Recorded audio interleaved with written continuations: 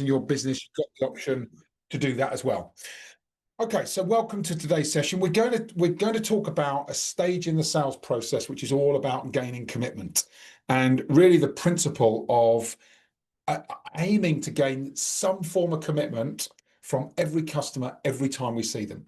And it sounds like a really obvious thing that kind of should be present in every sales conversation, but it's fascinating for me. Earlier in my sales career and early in my sales management career with the teams I worked with, I saw that it didn't actually happen.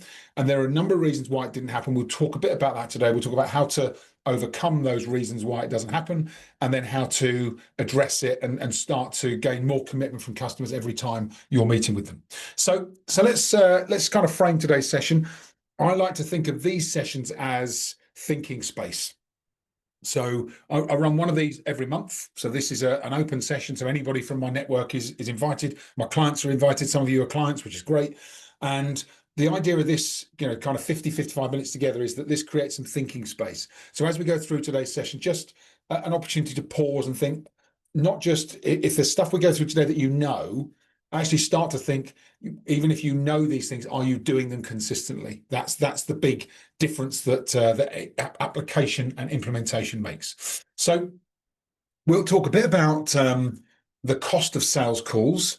I don't know if you've seen the data on this, but it's quite interesting. We'll talk about the customer journey and the stages of the customer journey and the sales process and how they should align, and how sometimes if they're not aligned, that might be part of the reason why perhaps people feel a bit reluctant to ask for commitment.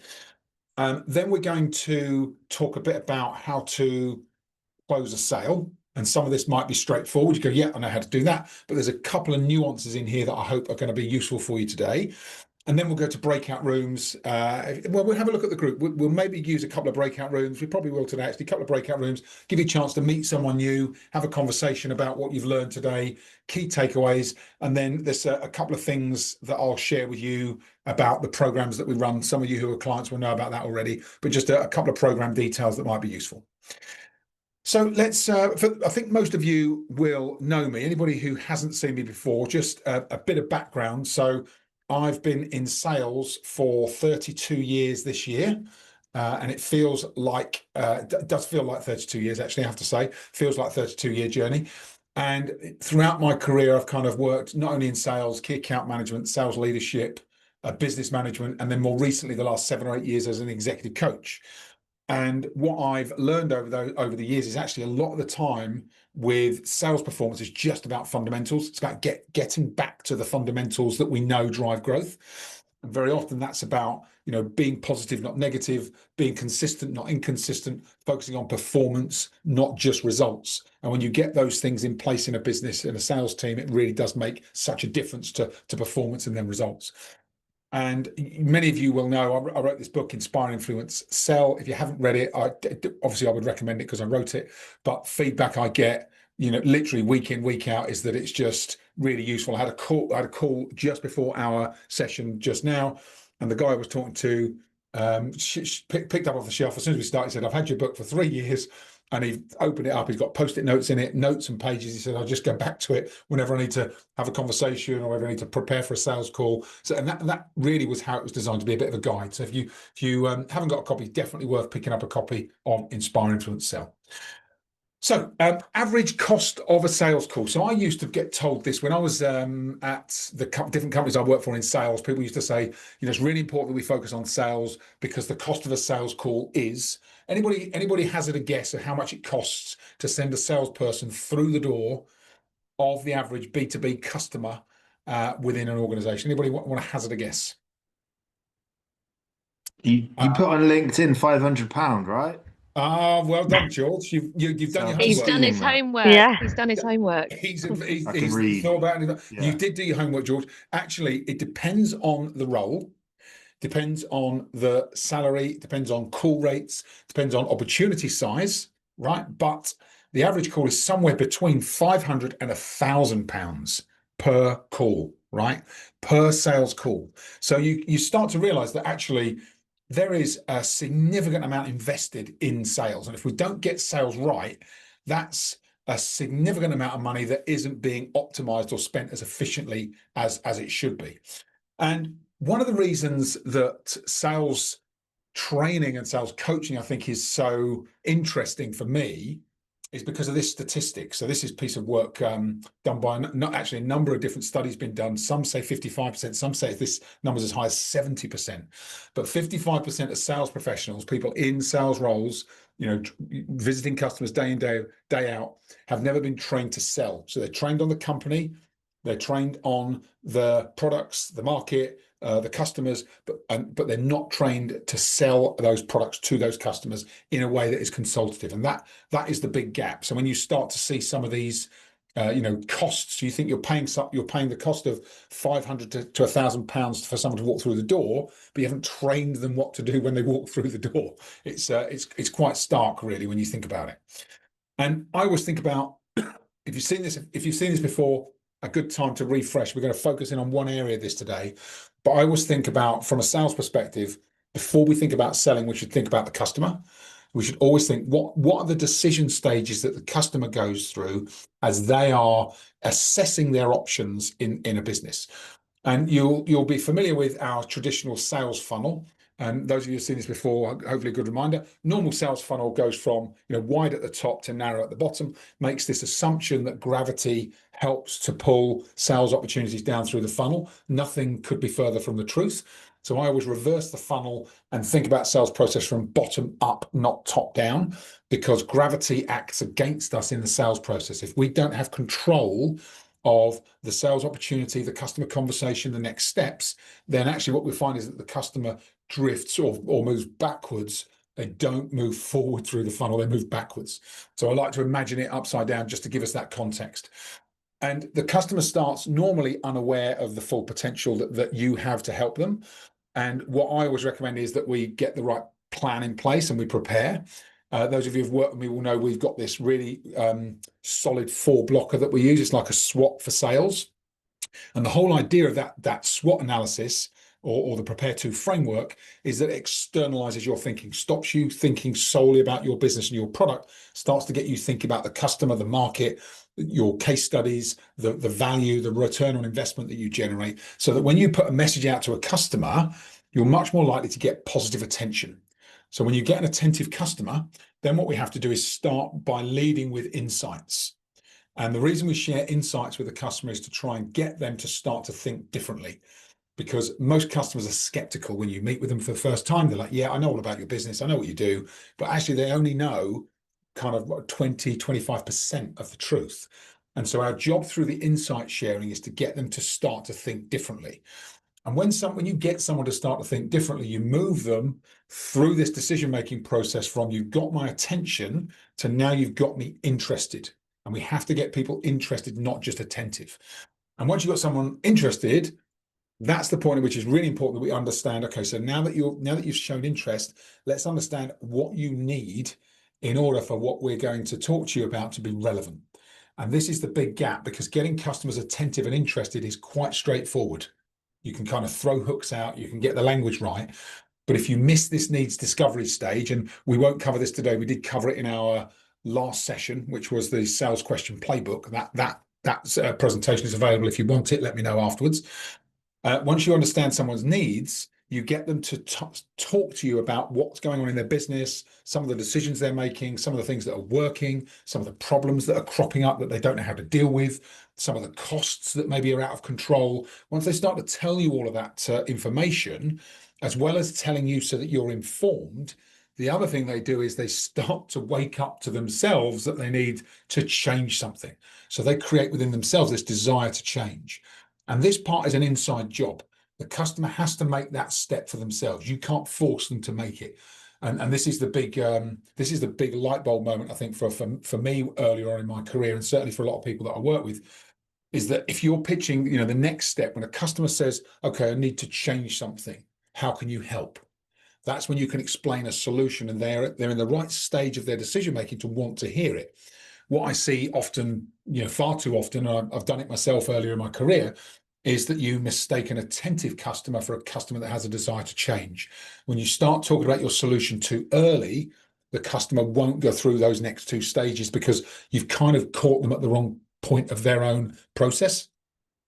But let's assuming we've followed these steps, then we have a customer that is prepared to take action. Okay, so I had a desire to change. You told me a solution works. I now have a desire to take action. And that's when we make a proposal. Now, a large kind of barrier to people making effective proposals and closing sales is because they haven't gone through these stages.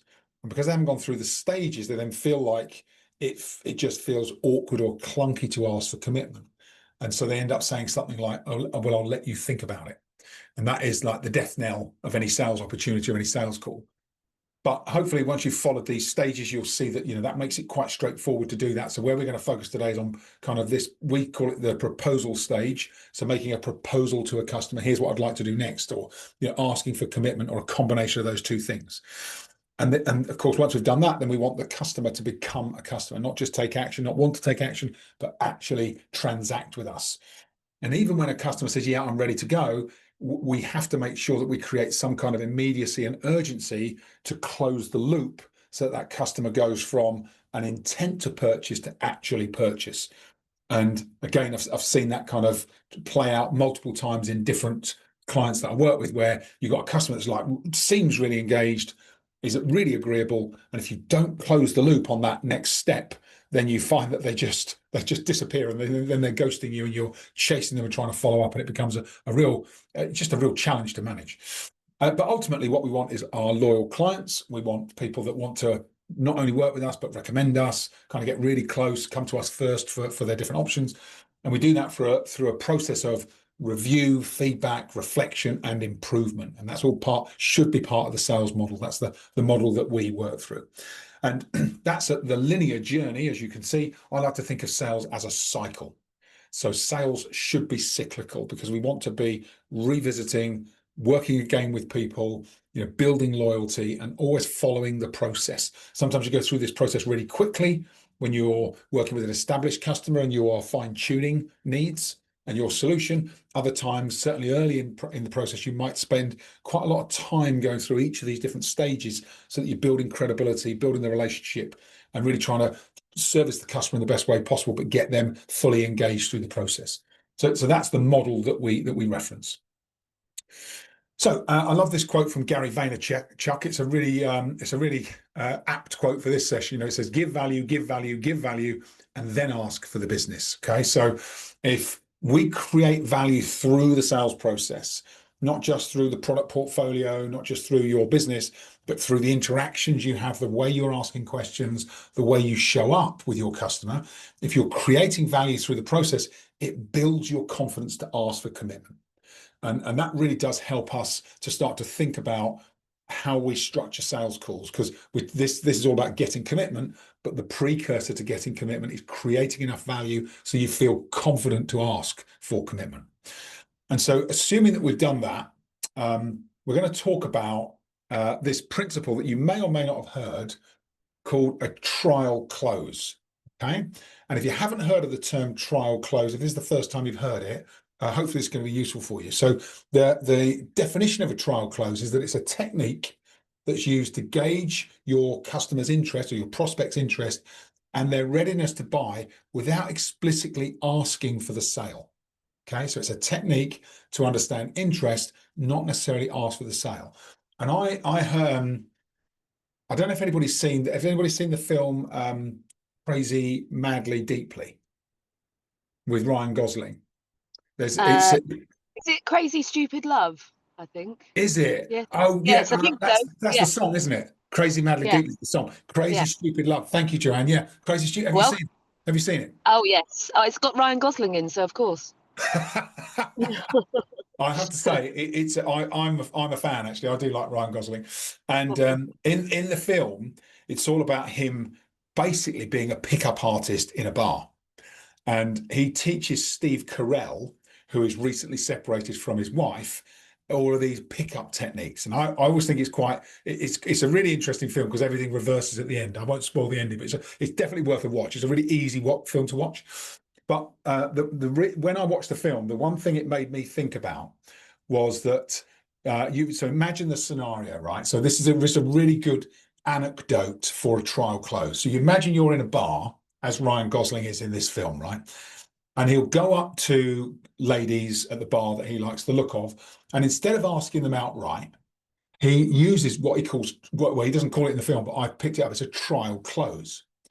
So he would say something to somebody like, so he'd go up and he'd start chatting, and then he'd say, hey, so just that, I'm curious, right? I'm curious. If I were to ask you out on a dinner date, what would you say? And then they either say, actually, I'm married, or no, thanks, you're not my type, or whatever. He says, oh, no, that's okay, that's okay. And then he backs up, he just says, it's all right, I wasn't really going to ask, I was just curious, right? And that is a trial close. He's trial closing, he's asking, if I was going to ask you out, what would you say? And if you're going to say no, he said, well, that's all right, because I wasn't going to ask you out anyway. And what it allows us to do in a sales context, the trial close is the same thing. We're asking the customer, we're not saying, are you ready to buy? We're asking them, if I was going to ask you if you were ready to buy, what would you say? And that allows us this space, because when you're asking directly, sometimes it feels uncomfortable, whereas the trial close allows you to ask that and feel comfortable. And so let me give you some examples of trial close. Here's some examples, right? So let's make a couple of assumptions. We've gone through the sales process. You've created value. You understand the customer's needs. You've talked about a solution that's relevant. They agree it's relevant, right? Then you might say, okay, well, is there anything else we need to cover now before we discuss a proposal? Or if your first step is, if you go straight to an order, or before we discuss an order, or if you're maybe selling a more complex sale, but perhaps a bigger sale, you might say, before we discuss a trial or evaluation. So is there anything else we need to cover before we discuss the trial or evaluation? Another way to ask it is, if I was going to make a proposal, have you got everything you need to make a decision? And what we're trying to do there really is surface, decision makers and decision-making process. Another example. So if we went ahead with what we've discussed, would you be ready today? And what we're trying to just do with this trial close is assess, is the customer ready? And the other thing we're trying to do with this is to surface what we call an objection. And so if we have an objection, we then have a way to handle it before the customer said no. So we're trying to surface the, I'm not sure, or there's a few other things I need to consider, because then you can handle them. Whereas if you just go straight to a close, you find that it feels like it's a no, and then you are either scrambling or you feel like you need to go, oh, okay, thanks, goodbye, right? The trial close allows us to stay in the conversation for longer. So once we trial closed, and maybe, hopefully the customer says yes, but if they say no, we won't go deep into objection handling today, but we'll talk about the principle. If a client says no, what we do is pause, or if they say I'm not ready, or if there's these other things, you pause, empathize, make sure you've got rapport with the customer, and then ask something like, what else do we need to consider? And that just allows the customer to tell you what's on their mind. Because if they're not ready right now, there's a reason. And we need to let them tell us what that reason is, so that we can do the kind of needs-based sale according to whatever it is that comes up from the customer.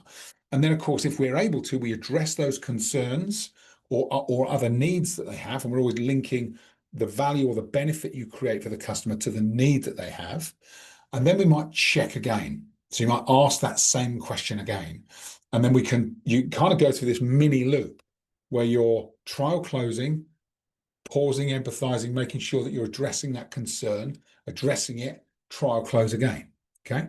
And when you go through that loop, you'll be surprised how effective that is, because you're just helping the customer to make the decision. They're almost going, right, I've got these, we used to call them, when I worked at a really big company, 3M, we used to call them decision gates. And it's a decision gate for the customer. They might have 2 or 3 different decision gates, and you're at gate 1. If you give up at gate 1, you'll never get to gate 2 or 3. So we use this process just to go through those decision gates. Okay, we're at decision gate 1. Let's talk about what you need to get past decision gate 1. You obviously wouldn't say this, but we're going through that conversation. Then you trial close again, and there might be a decision gate 2. Okay, let's talk about decision gate 2. What else do we need to consider as we think about this area that you've got to, that you've got to go through in order to be able to say yes? And we just work through that with the customer. And hopefully you get to a point where you're ready and they say, okay, yeah, well, so now how does it work? So if we were going to go ahead, how does it work? And from that perspective, then we make sure that we make a proposal. Okay, and this is going to be quite straightforward for you and your businesses, but what we need to make sure that we do as part of the sales process is be really clear about what's included in your service offering to the customer. So you might set out the stages that you need the customer to go through. First stage is this. We do an assessment of how many of these products you're using, or what's the volumes, or how many patients you've got, or how many customers you're working with. We talk about quantity and volume breaks. You might talk about different discount tiers. You might talk about pricing and value. Once you get to this level, you unlock this extra element of value from the business. You might talk about timing and duration, how long these things take. If you're dealing direct with customers, you may talk about payment options and payment terms and what that looks like. And then there might be additional items. There might be upgrades available in the future, or you might want to talk about them here and now. There might be reporting and feedback cycles, but just making sure that all of that important information is clear to the customer at this point as your proposal. And then check it meets your client's expectations. That sense check, how does that sound to you? Or does that meet your expectations? And once you've got the customer in that stage, then we're kind of ready to go to our final stage of the sales process, which we call immediate action. And the immediate action is all about commitment from the customer here and now to proceed. And assuming you're at this stage of the process, then what we do is we now would ask a closing question.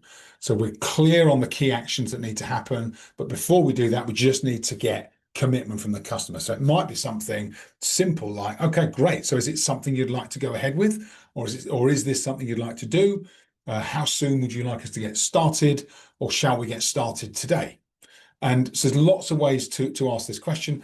What I found with trial closes and closing questions is to actually write them down and practice saying them so that they become as natural for you as possible, so that every time you feel comfortable to ask, and you then will ask every time, because the more comfortable you get with doing this, the easier it becomes just to integrate it into your sales conversations. So at the end of every conversation, there is that gaining commitment for the next step in the process, whether that be you're taking an order today, or you're teeing up the next meeting that you need to have to progress the opportunity, depending on the sale or the sales opportunity that you're working. So getting that final commitment, asking the commitment question, and then the final part of every sales interaction should be about actions. So I really like to lay out the actions at the end of a call with a client. I will lay out the actions I'm going to take next, whether that's to process an order, or put in place a contract, or start a program, or if they're in decision stage and I'm sending them a proposal, then it'll be when will they get that proposal? And then I'll ask them, when will you review the proposal, and when should we talk next, once you'll have had the chance to make a decision. And so the call I talked about before, this call, that particular client, he and I are meeting. He's away after, he's got next week at work, then he's away for 2 weeks. I'm at work next week and I'm away for 2 weeks. So we've scheduled for the 28th of August, and his proposal will be with him by Monday. He'll review it next week before he goes away. I've said, if there's any questions over next week, you can contact me. And then we've already scheduled the 28th of August, because I want to keep that momentum high on, between us, to make sure that the next step happens. And these are the kind of, it sounds simple, but they're very often the things get missed in the sales process. So once you've decided what you're doing, the timing of those actions, the actions you'll take, the action your client will take, and then the next steps beyond that meeting that you're actually having there and then. And then the final thing is a date and a time for the follow-up discussion, so that you get that scheduled here and now. Because you've done a good job through the sales conversation, if you've built the trust with the customer, you've done all the hard work, really, you've understood what they need, you've positioned a solution that's relevant, you've then asked for some form of commitment, you've trial closed, you've told them what's going to happen next. If you don't book that follow-up meeting, you really are leaving the opportunity open-ended, and we want to keep every opportunity within a closed loop, so that you have a sense of control over it. So that's the final part of our immediate action. When you get this in place, you will be able to ask for commitment from every customer every time, whatever that commitment is. For some people, it might be a micro commitment in the process. For others, it may be a major, actually, this is the final commitment and we're moving forward with a deal, with a program. And I really love this image. This is an image I have in my mind about the sales process. So I always think about the sales process as like the two seats in the front of a car. And one of the seats is for the customer, one of the seats is for the sales professional. And I always ask the question, how many steering wheels are there in the front of the car? And we know the answer. This one has none at the moment, but there is actually one. There's only one steering wheel in the front of the car. And the image I have in my mind is that any time I don't have control of the wheel, I'm not in the driving seat, then effectively the customer is in the driving seat. And so I'm sitting there in the passenger seat and I'm driving at the customer's pace. They can go the long way around, they can go wherever they want, right? And I'm at the mercy of the customer. So we really want to make sure that every time we finish a call with a customer, we are in the driving seat, we have hold of the steering, and we know exactly what we're doing and when we're doing it. Okay, that's the content for today's session so far. So we're about half past. We've got a bit of time. What I suggest we do now, I said at the start, we are going to have a chance to discuss what your key takeaways are. And I love Daisy's, need to get these tattooed on my arm. I think it's going to be a sleeve now with all that information. There's a lot there, isn't there? Yeah. But it's fairly, well, should be fairly straightforward. There's a couple of steps, 2-3 steps here we're talking about. Okay, good. Thanks for the comments so far. Right, let's open up. Let me just get, let me see what 2 breakout rooms looks like. Hold on. Yeah, 2 is perfect because we have 4 in each room. So that is bang on. Okay, so all I'd like you to do, so if you go into your breakout rooms, get to know each other. So hopefully you're with a few people that are different from your day-to-day and different from perhaps people that you've met before. So have a quick conversation about what your key takeaways are from this session and what you might need to integrate into the work that you're doing from here on. Okay, so and then what I'll do is when we come back, I'll give you about 10 minutes in the breakout room, then we'll come back to the main room and we'll just take a bit of feedback from both groups as well. So if somebody in each group wouldn't mind taking some notes, that would be great. I'm just going to do, hold on a sec, I'm just going to do that. Wait a sec. Yeah, perfect. Okay. So 10 minutes and then we'll come back. I'll take a bit of feedback from both groups and then we will take some final actions and wrap up. Okay. Enjoy your conversations, folks. You'll just need to click the button and you'll be in the room.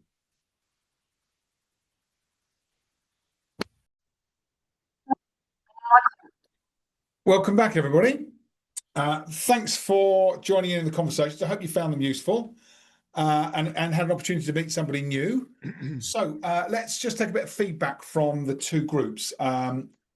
Group 1 was Daisy, David, George, and JP. Who'd like to share some thoughts around what your discussion had? I don't mind summarising on our behalf. We had a vibrant conversation, as you can imagine. There was a few talking points, which was good. I think Daisy's in the same industry as me, and the gents, JP and David, are in software sales. So yeah, there's certainly some synergies. And we just basically, in that short space of time, discussed a trio of things in no particular order, Justin. Yeah. We talked about the funnel situation when you're almost indoctrinated into open questions. Yeah, to what point? So first of all, it's realizing that closed questions can be a tool, and then it's when to utilize them. So that was that. Yeah. Then I was obsessing about, right, well, this word of commitment, but what define commitment to me as well? Not asking you, but that was our chat. Yeah. What is the definition? Or that can come at very, very many levels as well. Yeah. Yeah. Did you come to a conclusion on that, George? No, we didn't actually. No, we didn't. But we were well aware that you can, obviously it hasn't happened to any of us for sales professionals, but you can be fobbed off or to a point. But then equally, we talked about targeting the decision maker. No one's going to put a fulfill an appointment in their calendar 45 minutes an hour if they're not an interest. So that we saw that as a floor level, a ground level of commitment, Yeah. dates and gates, certified appointment, actions, etc. Yeah. Yeah. And then we mentioned about creating urgency as well, because everything's about timing in our sales cycles that we were talking about. You might have the best idea in the world, but it is about the timing. There's probably a whole new webinar for you though, urgency, maybe. Yeah. Yeah, totally. That's good. And how you create urgency. Yeah. Because sometimes you can, it should be customer led, but sometimes you can lead the customer towards more greater urgency if you get the structure of the sales conversation right. Yeah. Nice. Thanks, George. Anything else from George's group? Anything to add that you thought was useful? Looks like you did a good job, George. Well, we did all right, yeah. Yeah, no, I think you covered everything. It was just, a lot of it was just so funny how you get drilled in open questioning, and actually what the power of a closed question and kind of getting that interest level first can actually do to stop a lot of the kind of, I guess, the time wasting really that can then come around prospecting. Yeah. Questioning with purpose. And I think the big thing is, and this certainly as a sales manager, I noticed this more and more when I was leading sales teams, is that understanding of knowing when you're asking a closed question and when you're asking an open question and doing it deliberately, not accidentally. And that's where the real magic happens, when you can start to be really intentional about the questions you're asking and making sure that they work for you and for the customer. Yeah. Yeah. Or they're gutted that silence has come into it again with the power of that pause before going in, because that's the one bit I need to work on is the silence, but we'll keep persevering with it. Yeah. Yeah. Good. Yeah. Good. Thanks, Daisy. Thanks, George. Excellent. So the second group was Joanne, Jonathan, Darcy, and Dorcas. Who'd like to share back from your discussion? Yes, well, I've taken the mantle on that one, Justin. Well done, Joanne. We're just going to echo quite a lot of the same points that George and the other group really talked about. So I don't want to go over the same topics, but something else that I myself personally found interesting was the trial close. And just like your colleague, was it Daisy, was just saying, like, finding it difficult to the power of the pause, think that's definitely vital. But the trial close for certain will be something that I'll be looking to implement. How we phrase that is key. But essentially we did talk a lot about the same points that the other group mentioned, so talking about the funnel, the cost of sales, so some really interesting insights in today's session. I didn't know if anyone else wanted to. I didn't know if anyone else on the team wanted to chip in. I'm just in the car at the moment, so it was difficult for myself to make too many notes. But it was certainly really interesting. Some good key takeaways. Yeah, thanks, Joanne. Thank you. Anyone else in the group like to kind of supplement what Joanne said?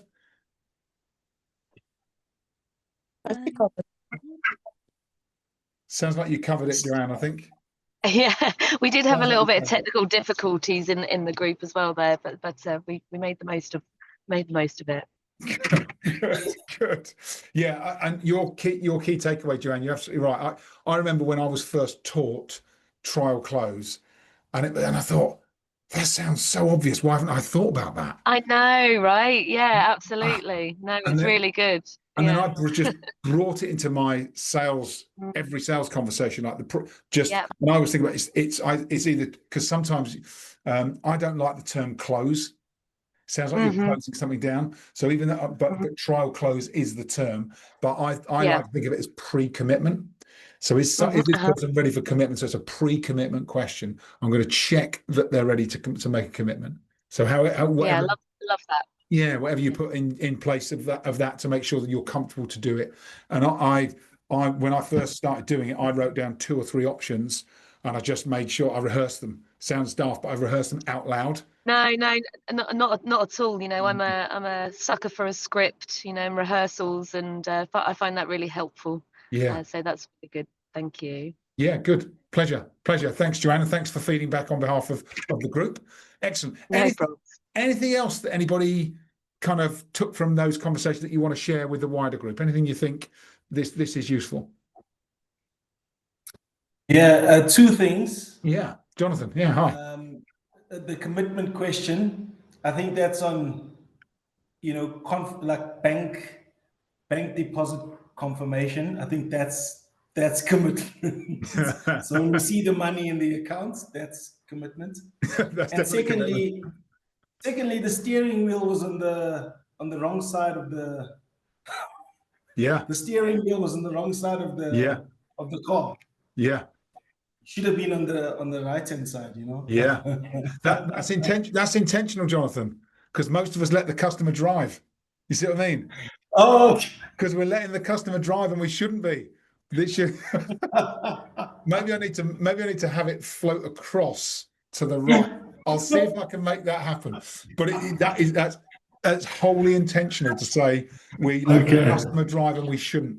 And that's the mental reminder. Steering wheel's on the wrong side. Right, get hold of the wheel. Get hold of the wheel. Love it. Thanks, Jonathan. And absolutely true commitment from the customers when they've paid the bill. I used to work for an MD, and we were a direct sales business. And even when you close the sale, it'd say, "That's great, Justin, but remember they've got to pay the bill." And it was always like the sales only closed when the customers paid the bill. And it's true, right? Because just saying you want to do something, even if the customer says, "Yeah, let's place the order," you get it all in place. They have to actually pay for the service as well. So you're absolutely right. You've got to get the money in the till, right? You've got to get the money in the till. Yeah. I think it's one of our biggest challenges that we've got. I was talking about my group. We're like a B2B2C, so we can sell it in, but we've got to really show the value to encourage other people that then to sell our product on our behalf as well. So it is really that kind of, you can think you've won an amazing deal with a client, you go, this is going to be brilliant, and the proof is then actually in the outcome that the end customer delivers for our business. So it's kind of that like added layer into, you don't just go, got my order, off we go, got my order, got that. You've really got to get it to that next level to show the value so much in what our product is, to then encourage them to then sell it on to someone else. And I would say that's that whether it's like dealing with either brokers or distributors or partners, that requires another level of sales excellence, because you've got even once you've got the sale achieved, you've then got to get adoption achieved beyond that. It becomes even that next step beyond just, yes, we agree in principle. There's lots to this, and I think you've got to go through the funnel again. You've got to go through the decision stages again at your customers level. And that's what we were saying about, and Justin, you can obviously relate from your background, is that sometimes the people that we're trying to get, show the value to, they go, well, I don't sell. I'm not a salesperson. I'm a receptionist. I'm a manager. I don't sell.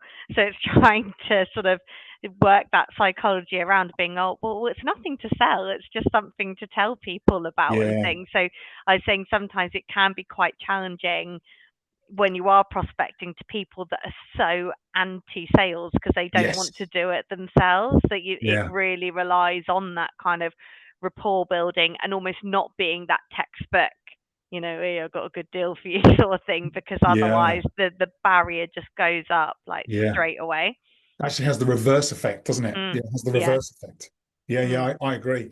And that association with sales I think is something in a lot of industries, a lot of businesses, where you have to manage that really carefully, because the minute someone turns off, it's really difficult to turn them back on, and because then it feels like you're trying to push them into to make a decision that is almost against their own values if they're that against sales. So it's an interesting dilemma. It has to be handled really carefully as you go through the different stages of the conversation. Brilliant. Thank you, everybody. Right, we're at 10 to the hour. I just want to share a couple of other things with you before we close, if I may. Let me just find my screen. Hold on. So a couple of things. Right. I'm not sharing it, am I? Okay, a couple of things. Here we go. First one is about Sales and Leadership Mastermind. So here's something I share this with you because it's useful information. It's something that took me a while to figure out. In order for us to get performance to the next level, I believe we need 5 things in place. We need to be able to have confidential conversations where you can talk about what's really happening without fear of recrimination or without fear of it being told to somebody else. I think we need a community of people that are in similar situations to us, so they really understand what we're going through. We need to collaborate with people that are similar to us so that we can share ideas and learn new things. We need to have our ideas challenged because sometimes we get stuck in ways of thinking that we don't even realize we're stuck in. And then we need someone to help us make a commitment to act on what we learn. Those 5 things are really important. They are kind of baked into the work that we do, that I've done since I kind of figured out that these were the things that make performance really accelerate. And those of you who are in our groups and masterminds, you'll know that we do that.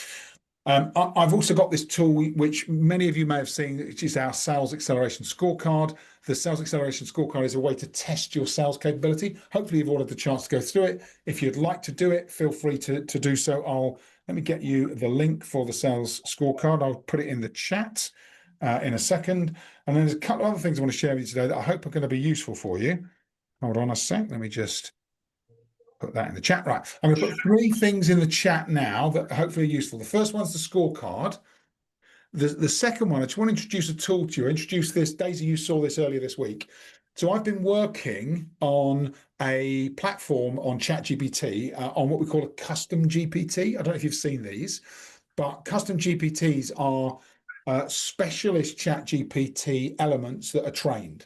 So ChatGPT, as you know, explores the internet, gives you answers based on the wide plethora of stuff that's out there, but then you can train it to become more intentional. And the term GPT stands for Generative Pre-trained Transformer. That's what you're accessing when you go on ChatGPT. And with this one, I've trained it on the Inspire Influence Sell book, the toolkit that we use for all the tools and assets that we use as coaching tools, all of our sales training content and all the methodologies, the sales scorecard, and all the sales articles that we write in different journals and stuff. And so if you access that, you'll see it's the second link on that note in the chat. It's a bit.ly link, Inspire Sales Coach. You basically can ask that any question about a sales situation, anything that you're working on, anything you might be struggling with, and it will give you advice based on the book, based on the content that I've programmed into it. So it should be like an automatic version of me. Obviously nowhere near as charismatic, but that's, you can't have everything. I don't know why you're laughing, Jonathan.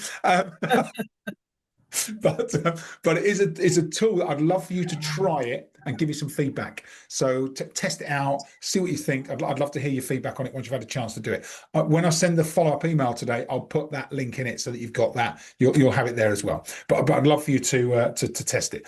I think we're all connected on LinkedIn, but if we're not, my LinkedIn link is also in the chat as well if you want to connect on LinkedIn. And then final thing, if you are interested, if you're not working with me and you'd like to work with me or work with one of our masterminds, feel free to drop me a note and I'll happily explain how they work and understand what it is you're doing. If you'd like to be part of it, then feel free to connect and explore that option. This is the link to LinkedIn, which I've already sent you in the chat, so I don't need to share that with you again. Final thing, is everyone okay to come on camera and we'll take a quick photo? We'll do a quick selfie for socials, and I'll be probably putting on a post on Monday about today's workshop because it's Friday afternoon now and everyone's gone home. So final thing, and if Oscar wants to be in, Daisy, he's very welcome to be in it. No problem at all. Sorry, he just wants to show you his bag of crisps. I love those crisps. He's Oscar. got very nice. There you go. He's been filled with snacks. I don't know which angel child I've had for this session, but I'll take it. Brilliant. Well done. Oscar's in. In that case, right, I'm just going to put. Joanne's just dropped out and come back in. So hold on, let me let Joanne back in before. Come on, Joe. Come on, Joe. Here she comes. Where is she? I think she might have just lost her reception. Oh no, she'll do anything to get have a photograph. Does she not like it? I doesn't like photos. You all look wonderful. Let me give you a countdown of 3, 2, 1. So on 1, I'll take the shot. So ready? Best game face on Friday afternoon. 3, 2, 1. Wonderful. Oh yeah, perfect. You all look amazing. Brilliant. Excellent. Okay, good. Thank you so much for that. Thank you for coming to the session this afternoon. I'm really delighted. Oh, Joanne's back. Joanne, can you be on the photo or not? Yes, of course I can. Sorry, I just Okay. cut out the one We're gonna- second. In that case, We'll we're go going to go again. again, Joanne, just for you. Yeah. Oh my goodness. Can't- Sorry, I'm having technical difficulties. Can't I see would you love yet. to be on. Hang on, it's coming. My apologies. Oh, right, am I okay. there? Can you Okay, see I'm me? going Hi. to give you 3, 2, 1, Joanne and everybody. We're going to go again. 3, 2, 1. Wonderful. We got you. Wonderful. You're even better Right. second time round. How about that? Even better Appreciate second it. time round. Yeah, Thank you, yeah. everybody. Listen, thanks for staying on for the full hour. I hope you've enjoyed the session. Do let me know how you get on with the ChatGPT AI sales coach, and I'll hope to see you on a next session, or if we're working together next time, we're due to work together. So have a wonderful weekend, everybody. Thanks again. Take Cheers, care. Justin. Bye. Thanks, Pleasure. Justin. Thanks, See you everyone. soon. Thanks. Excellent See you. session. Bye. Cheers, Thank you. mate. Pleasure. Bye. Take care. Bye.